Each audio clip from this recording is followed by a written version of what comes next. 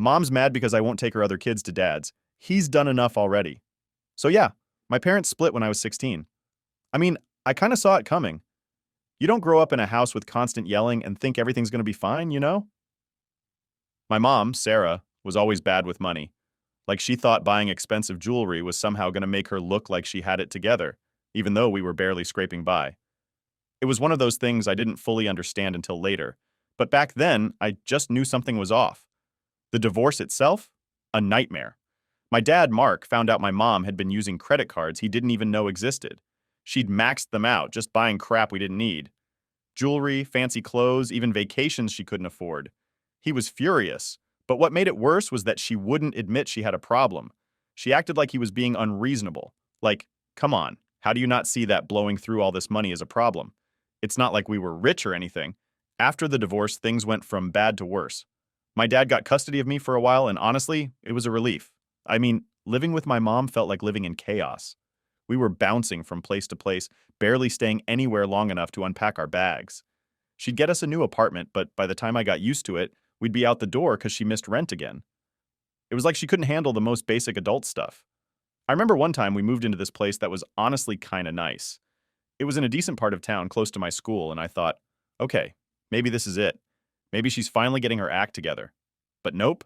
3 months later, we're packing again because she spent all her money on some stupid bracelet and didn't have enough for rent. I can't tell you how many times I had to listen to her excuses. It's just a rough patch, she'd say, or things will get better soon. Spoiler alert, they didn't. Things never got better. When I was 9, she met Jake.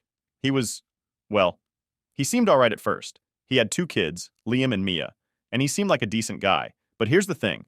He was just as bad with money as she was. If you put 2 financially irresponsible people together, what do you think happens? Disaster. That's what happens. They spent like they were millionaires, and I knew that wasn't going to end well. I remember they had this huge wedding, like unnecessarily huge. They didn't even have enough money for groceries half the time, but somehow they scrounged up $10,000 for a wedding they couldn't afford. I was just a kid, but even I knew that was insane. They blew through that money like it was nothing. And guess what? They didn't even have any savings after. None. I overheard them arguing about it later, and Jake was like, I thought your parents were going to help out. And my mom was all, I thought your parents were going to help out. Like, seriously? How do 2 grown adults not talk about this stuff before they spend all that cash? My dad was keeping an eye on me through all of this. I'd go stay with him every now and then, and honestly, I always felt safer there. He had a good job, a stable home, and he wasn't blowing all his money on random stuff. It was such a different vibe from being with my mom and Jake. But even though I spent more time with my dad, my mom never stopped trying to drag him into her problems. Every once in a while, she'd call him up and ask for money. Not even for me, but for her and Jake. Like, hey Mark, we're in a bit of a rough spot, could you help us out? And my dad would shut it down every time.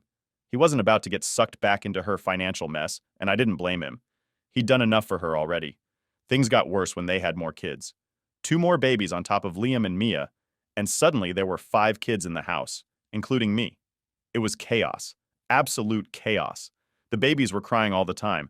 Liam and Mia were running wild, and my mom and Jake were constantly stressed about money. It didn't help that they couldn't stop spending. Like, I'm talking about late rent, bills piling up, and still finding money to go out to dinner. Who does that? It got so bad that my dad took me in full time again. I think he could tell I was getting overwhelmed, and honestly, I didn't want to be there either. It was like every day was just waiting for the next disaster. I felt guilty for leaving my siblings in that mess, but at the same time, I had to take care of myself too. I couldn't keep living in that chaos. One time, my mom even tried to get my dad to take Liam and Mia for the weekend. She was like, oh, they really miss you. They want to spend more time with you. He shut that down so fast. Sarah, they aren't my kids, he said. I'm not responsible for them. It sounds harsh, but he was right. My mom kept trying to push her problems onto him, and I wasn't going to let that happen. He had enough on his plate, dealing with her for all those years, and I wasn't about to let him get dragged back in just because Jake and her couldn't handle their own mess. By the time I turned 18, I was spending almost all my time with my dad. My mom hated it, and she'd guilt-trip me every chance she got. Your siblings need you, she'd say, or you're abandoning us. But I wasn't abandoning anyone. I just couldn't live like that anymore. Every time I went back to visit, it was the same thing. Bills unpaid, rent late, and my mom swearing she'd get her act together.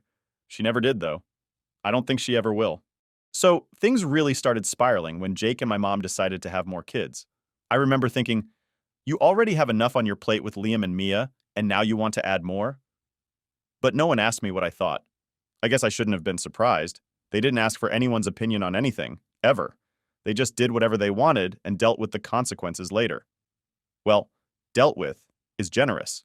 They ignored the consequences until it was too late. So, they had their first kid together when I was about 13. I was living with my dad mostly by then, so I wasn't around all the time. But every weekend I'd be thrown back into the chaos of their house. And it was chaos. There was never enough of anything: food, space, patience. The baby, Emma, was always crying, and Liam and Mia were running wild like they had no rules at all. It was like Jake and my mom were so caught up in their own drama they forgot they had kids to take care of. It didn't help that Jake lost his job around that time. He was working as a mechanic, but I guess he got into some kind of fight with his boss and ended up getting fired. Instead of looking for another job right away, he just hung around the house all day sulking. My mom was working part-time at some retail store, but it wasn't enough to cover everything, so they fell behind on rent. Again. But what really blew my mind was how they'd act like everything was fine when I visited. Like they'd put on this front of being a happy family, but it was so fake, you could practically see through it. They'd try to do these forced family dinners where everyone would sit around the table like we were in some sitcom. Jake would crack lame jokes, and my mom would act like nothing was wrong. Meanwhile, the bills were piling up, and you could feel the tension hanging in the air like a thick cloud. And then, because they clearly hadn't learned their lesson the first time, they had another baby. Yep, just a year after Emma was born, Noah came along. Now there were 5 kids in the house. 5. And guess who got roped into helping out every time I was there? Me. It's like they thought, oh, she's older now, she can handle it. So I'd get stuck babysitting while they did who knows what, probably arguing about money, if I had to guess. It got to the point where I dreaded going over there. I'd tell my dad about it when I went back to his place, and he'd just shake his head. He didn't understand how they could keep digging themselves into a deeper hole. Honestly, neither did I. But it wasn't my mess to fix, you know? One time, I remember being over there for a weekend and everything was extra tense. Liam had just started middle school, and he was acting out a lot. Getting into fights at school, refusing to do his homework, the whole rebellious preteen thing. Mia was quieter, but she was always glued to her phone, ignoring everything going on around her. I tried talking to Liam about it once, but he just shrugged and said, "What's the point? No one cares what I do." That hit me hard. I mean, I knew things were bad, but hearing him say it so plainly made me realize just how much this mess was affecting them too. It wasn't just me feeling like I was stuck in the middle of a disaster. Liam and Mia were caught up in it just as much as I was, but they didn't have an escape. They didn't have my dad's house to go to when things got too crazy. They were stuck in that madhouse 24/7. I don't know if it was guilt or what, but after that, I started trying to be there for them more. I didn't want to, but I felt like I had to, you know? Like they didn't ask to be born into this mess any more than I did, and it's not their fault that their parents were, well, their parents. So I'd hang out with them when I could, play games with them, try to get them out of the house when things got too tense. But it didn't help much. The tension in that house was too thick to cut through with a few games of Monopoly.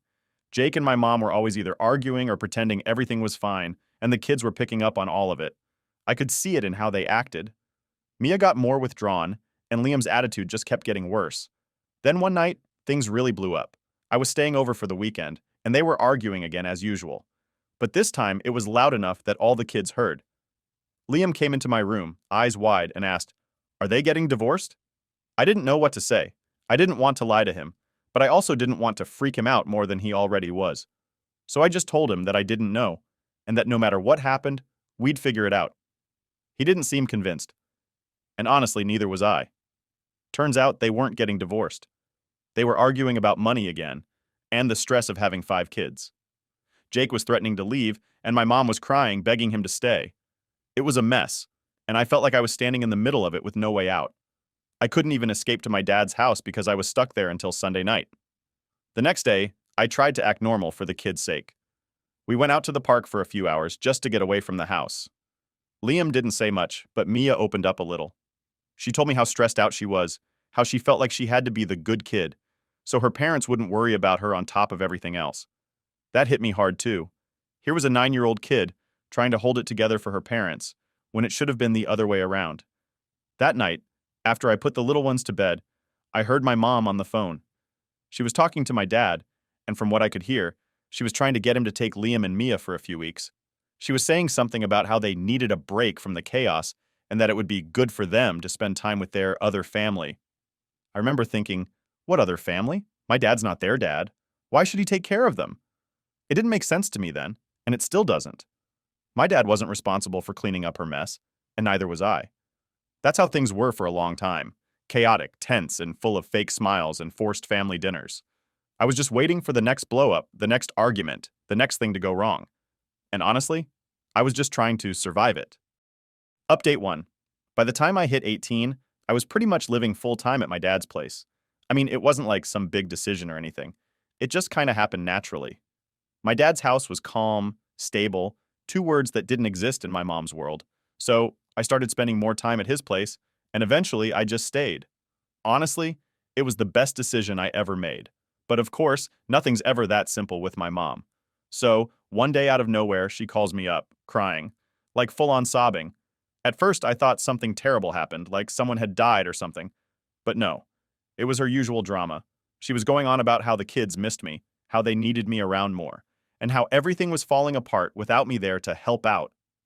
I didn't even know what to say. I mean, she was acting like it was my job to fix her life. Like somehow me being there was going to magically solve all her problems. So I just kind of sat there, letting her ramble on, hoping she'd run out of steam eventually. But she didn't. She kept pushing, telling me how I was abandoning my family, how Liam and Mia were asking about me all the time, and how even Emma and Noah, who were toddlers at this point, were crying for me. It was a straight-up guilt trip. After a while, I finally cut in and said, "Mom, I'm not abandoning anyone. I'm just trying to live my life, and I can't do that with all the chaos over there." I tried to be as nice about it as I could, but honestly, I was fed up. I had spent enough time cleaning up her messes, and I wasn't about to let her drag me back into it. She didn't take it well. Her tone changed real quick. She went from crying to angry in a heartbeat. "You don't care about us anymore," she yelled. "You've turned into your father, always putting yourself first." That one stung. I mean, yeah, my dad had left her, but he didn't leave me. He was always there for me, and I wasn't about to let her twist that around like he was some kind of villain. I was about to say something back, but I caught myself. What was the point? She wasn't going to listen, and we'd just end up in another screaming match. Instead, I told her, "Look, I love you and the kids, but I can't keep coming over there and pretending everything's fine. It's not. You and Jake need to figure this out, and I can't be the one to fix it for you." That was the first time I'd really stood up to her like that. And let me tell you, it did not go over well. She hung up on me, which honestly was kind of a relief. I didn't want to deal with the aftermath of that conversation right then. But of course, it didn't end there. A few days later, my dad comes home from work, and he's got this weird look on his face. Turns out my mom had called him too, trying to guilt trip him into letting Liam and Mia come stay with us for a while. She was saying how they needed a break from all the tension, and how it would be good for them to spend some time with me and my dad. Now, my dad's a good guy, but he's no pushover. He's dealt with my mom's nonsense for years, and he wasn't about to get dragged back into it. He told her flat out, "They're not my responsibility, Sarah. I'm not going to take care of your kids. You need to figure this out on your own." When he told me about the conversation, I could tell he felt bad about it. My dad's the type of guy who hates seeing people suffer, but even he had his limits. And honestly, I didn't blame him. He'd done more than enough to help my mom over the years, and it wasn't fair for her to keep trying to pull him into her mess. After that, my mom started trying other ways to get to me. She'd send Liam or Mia to call me, knowing I'd have a harder time saying no to them. I mean, it's tough when you've got your 12-year-old brother on the phone saying, "When are you coming over? We miss you." It messed with my head a bit, honestly. I knew it wasn't his fault, but it felt like my mom was using him to manipulate me. And then, to make matters worse, she started dropping hints that Jake was thinking about leaving. Now, I wasn't Jake's biggest fan by any means, but the idea of him leaving the kids behind made me feel sick. I couldn't stop thinking about what would happen if he actually bailed. My mom couldn't handle things on her own. I'd seen what life was like when she was single, and it was not good. The thought of her raising 5 kids by herself was a nightmare. But here's the thing. No matter how much I wanted to help, I knew deep down that it wasn't my responsibility. I couldn't keep putting my own life on hold to fix theirs. So I did what I always did. I tried to set boundaries. The next time Liam called, I explained to him that I couldn't come over as often anymore. I told him I was busy with school and work, which wasn't a lie, I really was. But I made sure to tell him that I loved him, and that I'd still come visit when I could. He seemed to understand, but I could hear the disappointment in his voice. That's what made it so hard. But even with all that, my mom wouldn't let up. She kept calling, kept sending the kids to guilt trip me, kept trying to drag me back into the chaos. It was like she couldn't function without me there to hold things together. Then one night, I was at my dad's place, and my phone started blowing up with texts from Mia. She was begging me to come over, saying that things were really bad and that she didn't know what to do. My heart sank. I couldn't ignore it, so I called her right away. She picked up the phone, sobbing, and told me that Jake had stormed out after another huge fight with my mom.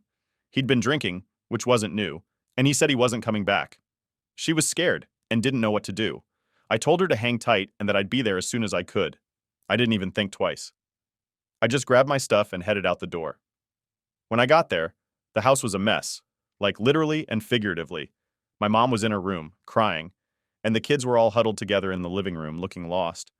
It was in that moment that I realized just how bad things had gotten.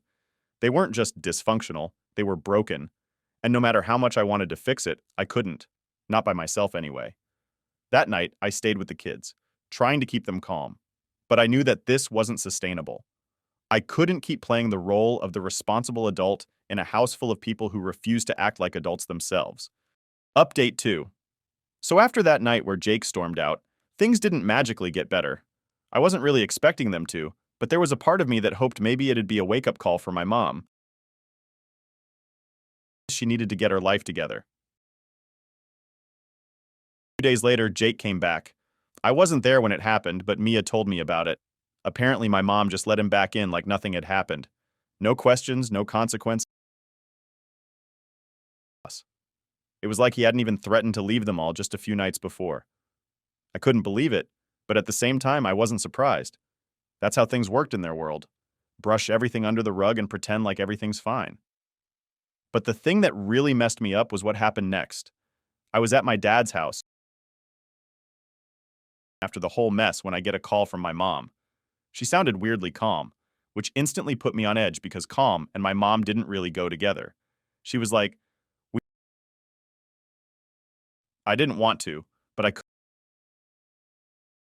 say. When I got there, she was sitting at the kitchen table looking, well, looking tired. Like not just physically tired, but emotionally drained. I could tell she had something big to say, but I wasn't sure I wanted to hear it. Then she just came right out with it. I'm pregnant. I literally just, she'd just said, pregnant, again, to feed. Another baby to raise in a house that was already falling apart. I didn't even know how to respond. All I could manage was, how? She looked at me like I was dumb for asking. But seriously, I couldn't wrap my head around it. They could barely take care of the 5 kids they already had, and now they were bringing another one into the mix?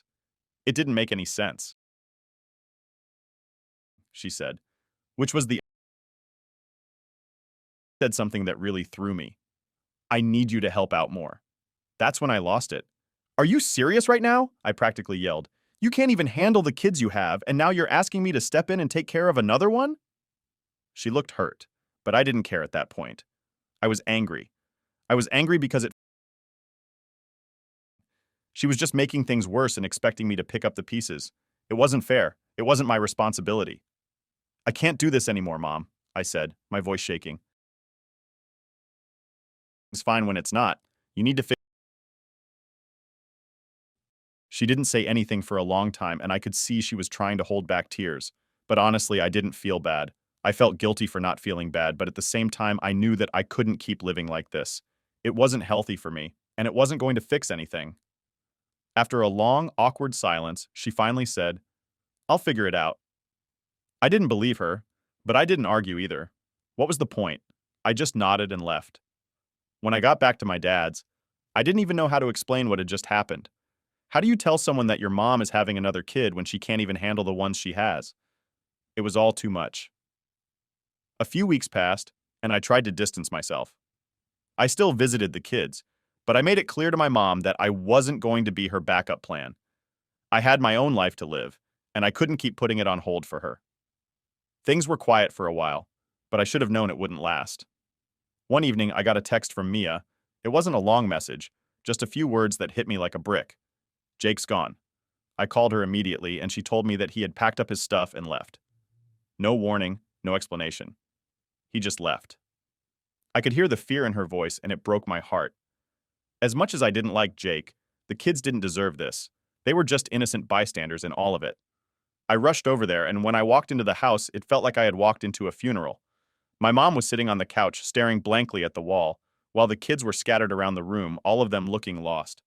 Liam was pacing, Mia was crying, and the little ones were clinging to each other, not really understanding what was going on. My mom didn't even acknowledge me when I walked in. She just sat there like she was in shock. I didn't know what to do. I mean, what do you even say in a situation like that? So I went to the kids and tried to comfort them as best as I could. But inside, I was freaking out. What were they going to do? What was I going to do? That night, I stayed over with the kids. My mom barely moved from the couch the whole time, and Jake didn't come back. The next morning, I made breakfast for everyone and tried to keep things as normal as possible for the little ones. But the whole time, I was thinking, how the hell did we get here? After breakfast, I sat down with my mom trying to figure out what the plan was. But she didn't have one. She didn't have a clue what to do. Jake was gone, and she was left to deal with the fallout. And on top of that, she was still pregnant with another kid. I couldn't help but feel a wave of anger wash over me. How had it gotten this bad? How had she let it get this bad? I didn't have answers, and neither did she. Update 3. So after Jake left, things just kept getting worse, which honestly, I didn't think was possible at that point. My mom was a wreck, and the house was basically falling apart around her. The kids were all over the place, and I was trying to be there as much as I could, but it was draining. Every time I walked into that house, it felt like a weight dropped on my chest.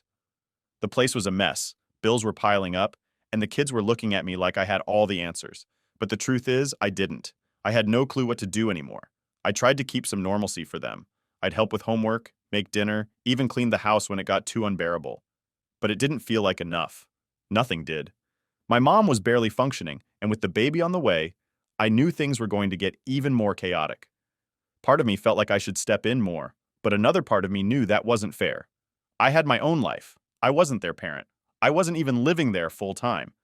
But still, the guilt was eating me alive. The breaking point came about 2 months after Jake left. I was over at the house, helping Liam with some school project when my mom came out of her room looking worse than I'd ever seen her. She sat down at the kitchen table and just stared at me for a while. I didn't know what she was going to say, but I could feel something big was coming. Then she dropped it. I'm going to lose the house. I didn't know what to say. I mean, I knew things were bad, but I didn't realize they were that bad. She hadn't been paying the mortgage since Jake left, and now they were threatening to take the house away. I asked her what she was going to do, and she just shrugged. I don't know, she said. I was hoping you could help. That's when I knew I couldn't keep doing this. I couldn't keep letting her drag me down with her. I had been trying to help for years, and things had only gotten worse. I realized that no matter how much I did, it was never going to be enough because she wasn't willing to take responsibility for her own life. I took a deep breath and said, Mom, I can't keep fixing this for you. She looked at me confused. What do you mean? I mean, I can't keep coming over here, cleaning up the mess and pretending everything's okay, I said. You need to figure this out on your own. I'll help with the kids, but I'm not going to fix your financial problems. I'm not going to save this house. I could tell she didn't want to hear it. She started crying, saying how she didn't know what to do, how she was scared, how she couldn't do this without me. And yeah, that hit me hard. It's tough hearing your own mom say stuff like that. But at the same time, I knew this was the right thing to do. I had to draw the line somewhere, and this was it. I'll help as much as I can, I told her. But I'm not a bank and I'm not a parent. You've got to take control of your life. She didn't say much after that. Just sat there, wiping away her tears, looking completely defeated. I felt like crap, but I knew it had to be done. If I didn't set boundaries now, she was going to keep leaning on me forever, and I couldn't live like that. After that conversation, things got a little weird between us. My mom didn't call me as much, and when she did, it was short and to the point. No more guilt trips, no more asking for money. I could tell she was upset, but at least she was starting to realize I wasn't going to be her safety net anymore. I still went over to help with the kids. I wasn't going to abandon them. They needed me, and it wasn't their fault their parents were a mess. But even that was getting harder. Every time I went over, it felt like the house was falling apart a little more. The lights would flicker, the fridge was always half empty, and the stress in the air was so thick you could practically feel it. I started worrying about the kids more and more, wondering what was going to happen if they really lost the house. One night, Mia pulled me aside and asked me straight up, "Are we going to be homeless?" I didn't know what to say. I wanted to tell her everything would be okay, but I didn't want to lie either. So I just said, "We're going to figure something out, I promise." I hated giving her such a vague answer. But what else could I say? I wasn't even sure what the future looked like anymore. A few weeks later, things took another turn. My mom called me and said she was going to move in with Jake's parents. Apparently, they were willing to take her and the kids in for a while until she got back on her feet. I wasn't sure how I felt about that. Jake's parents weren't exactly the most reliable people, but at least it was a roof over their heads. It was better than nothing. But here's the kicker. I know you said not to use that phrase, but it just fits here.